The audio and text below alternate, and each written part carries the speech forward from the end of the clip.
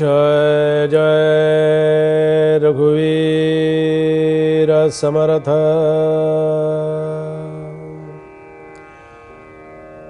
कोमलवाचा दे रे राम, विमल करणी दे रे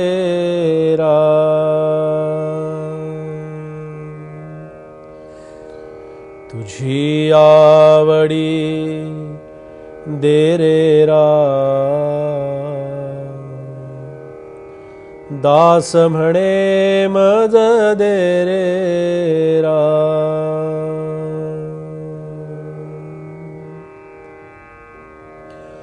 श्रीराम समर्थ श्रीराम।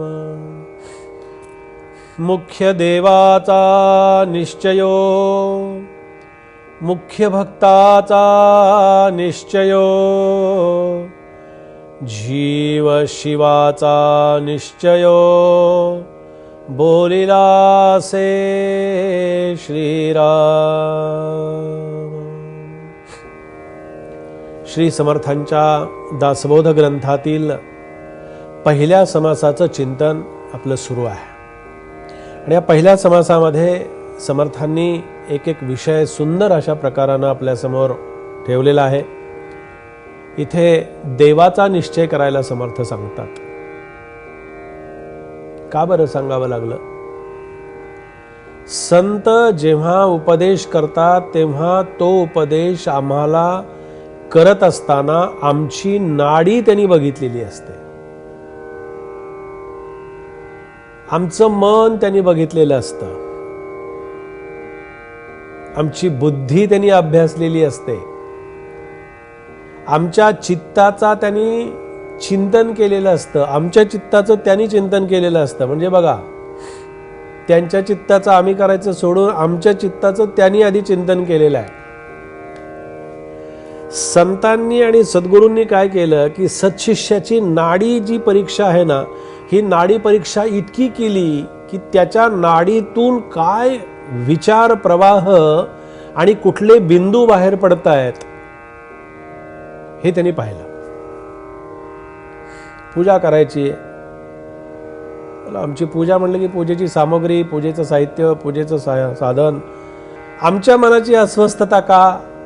आज देवाला फुलपुडी मिळाली नाही, आज देवाला प्रसाद आणायला गेलो पण प्रसादाचं दुकान मिठाईचं उघडलं नव्हतं, देवाला पेढे आणायचे विसरले, मिठाई आणायची विसरली। आमची पूजा आमच्या मनाच्या अस्वस्थतेतच पूजा होऊन जाते। काय त्या पूजेचा उपयोग? उलट संत सद्गुरू आपल्याला सांगतात की या सगळ्या उपचारांच्या तून आपल्याला बाहेर पडायचंय। तुम्ही म्हणाल उद्यापासून सगळं साधन सामग्री सगळं बंद बुवा, असं करू नका। सुरुवातीला करा, पण कधीतरी एक वेळ अशी येऊ द्या ना की माझी पूजा ही कुठल्याही साधनाशिवाय झालेली आहे। साधना म्हणजे सामग्रीशिवाय, मानस पूजा, चिंतन पूजा, कधीतरी एकदा येऊ दे आयुष्यात वेळ अशी पूजा कधीतरी होऊ दे, एखाद्या गुरुवारी, शनिवारी, एकादशीला। काही नाही, साधन सामग्री फार सुंदर आहे, ते सगळं पुढे आहे, ते सगळं पाहिजे, आवश्यक आहे। पण एक वेळ अशी येऊ द्या ना कधीतरी की मुख्य देवाचा निश्चय काय असतो तो, मुख्य भक्ताचा निश्चय काय असतो तो। पूजा करणं हे काही काम नाही आहे। पूजा करणं हे काम नसून लक्षात ठेवा, आपण करत असलेलं काम ही पूजा झाली पाहिजे, हे नक्की लक्षात ठेवा। मुख्य देवाचा निश्चय आधी केला पाहिजे। दत्त पाहिजे का, देवी पाहिजे का, मारुती पाहिजे का, राम पाहिजे?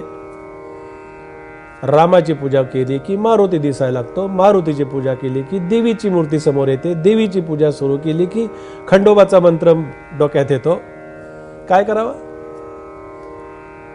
एक सुरू केलं की दुसरं काहीतरी येतं। म्हणून एक देव, एक गुरु, एक देव कोठेतरी असावा भाव, भावार्थ नसता वाव सर्व काही. एका देवावरती विश्वास ठेवायचा, एका सद्गुरूंच्या तत्वावरती विश्वास ठेवायचा, मुख्य देवाचा निश्चयो, मुख्य भक्ताचा निश्चयो, भक्ताचा आणि भक्तीचा दोन्ही ठेवायचं आहे. भक्त हा एकनिष्ठ असला पाहिजे. जीव शिवाचा निश्चयो बोलीला असते. तर जीव आणि शिव हा जीव आहे आणि ज्याची आराधना करायची तो शिव आहे. पण जीवाचं आणि शिवाचं ऐक्य जोपर्यंत होत नाही तोपर्यंत ती पूजा त्याच्यापर्यंत पोचत नाही. जीव शिवाचं ऐक्य, जीवा शिवाचं मिलन, जीवा शिवाचं एकत्र असं दर्शन जोपर्यंत होत नाही तोपर्यंत विभक्तपणाची जाणीव सतत मनाला त्रास देत असते, सतत मनाला ग्रासत असते बरं का. म्हणून हा विभक्तपणा जो आहे ना, विभक्त कोणाला म्हटलंय? भक्त नाही तो विभक्त. साधा सोपा आहे. जो भक्त नाही तो विभक्त.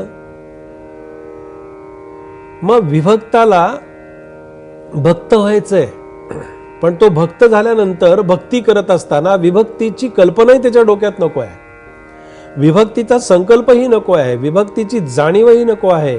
आणि विभक्ती मला कुठून बाहेरून आणायची आहे असं नाहीये. विभक्ती सुद्धा मला आपोआप माझ्यात ती निर्माण होते, पण ती विभक्ती मला घालवताही येते आणि घालवता आली पाहिजे. यंत्र एकच आहे. आता हा कॅमेरा काही फक्त चिंतनापुरता आहे का? नाही. इथे बातम्याही असणार, इथे चिंतनही असणार, इथे खेळही असणार, इथे सगळ्या म्युझिकही असणार, इथे संगीतही असणार. कॅमेरा एकच आहे ना. तसा हा कॅमेरा फक्त एकच आहे की त्या कॅमेऱ्याला, हा कॅमेरा म्हणजे काय?